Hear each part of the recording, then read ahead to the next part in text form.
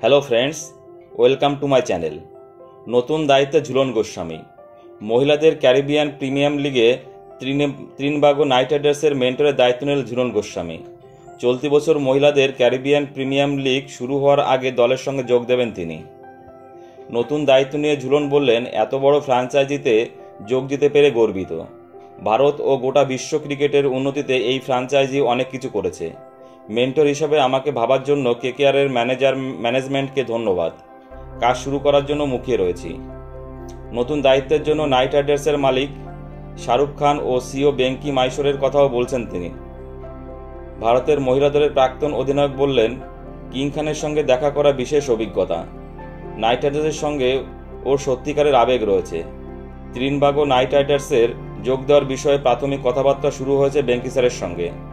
Management হিসাবে সব কিছু দিকে ওরা নজর রাখেন। যেভাবে ওরা দুজনে আমাকে স্বাগত জানিয়েছেন, আমার সঙ্গে কথা বলেছেন, তাতে আমি খুব খুশি। শাহরুখ স্যার ও বেঙ্কি স্যারের সঙ্গে কথা বলে খুব ভালো লেগেছে। ঝুলনকে নতুন দায়িত্ব দিতে পেরে খুশি নাইট রাইডার্সও। বেঙ্কি স্যার বললেন, ঝুলন কিংবদন্তি ক্রিকেটার, ওকে ত্রিনবাগো নাইট রাইডার্সের মেন্টর করতে পেরে আমরা খুব খুশি।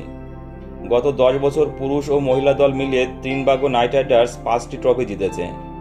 আমরা নিশ্চিত ঝুলনের অধীনে এই দল আরও ভালো ফল করবে। ক্রিকেটারদের কাছে সুযোগ থাকবে ঝুলনের মতো ক্রিকেটীয় মস্তিষ্কের সঙ্গে সময় কাটানোর। ওর কাছ থেকে অনেক কিছু শিখতে পারবে। খুব দ্রুত দলের সঙ্গে যোগ দেবেন ঝুলন। এবার দলের কিছু বদল করেছে ত্রিনবাগো নাইট রাইডার্সও। জেমাইমা রদ্রিগেজ ও শিখা পান্ডের মতো ভারতীয় এবং মিক ল্যানিং ও জেস জনসনের মতো বিদেশি ক্রিকেটারও নিয়েছে তারা। আপাতত দলে 9 জন ক্রিকেটার রয়েছে তাদের। বাকি 6 জন ক্রিকেটার ড্রাফটের মাধ্যমে দলে নেওয়া হবে। আগামী 22শে আগস্ট নিজেদের প্রথম ম্যাচ খেলতে নামবে নাইট রাইডার্স। 29শে আগস্ট হবে ফাইনাল ম্যাচ। বন্ধুরা, ঝুলনকে এই নতুন দায়িত্ব দিয়ে নাইট রাইডার্স তাদের দলকে আরও শক্তিশালী করলো, এটা তো বলাই যায়। তোমাদের কি মতামত যে যোগ্য ব্যক্তিকেই মেন্টর হিসাবে বেছে নিয়েছেন নাইট রাইডার্স?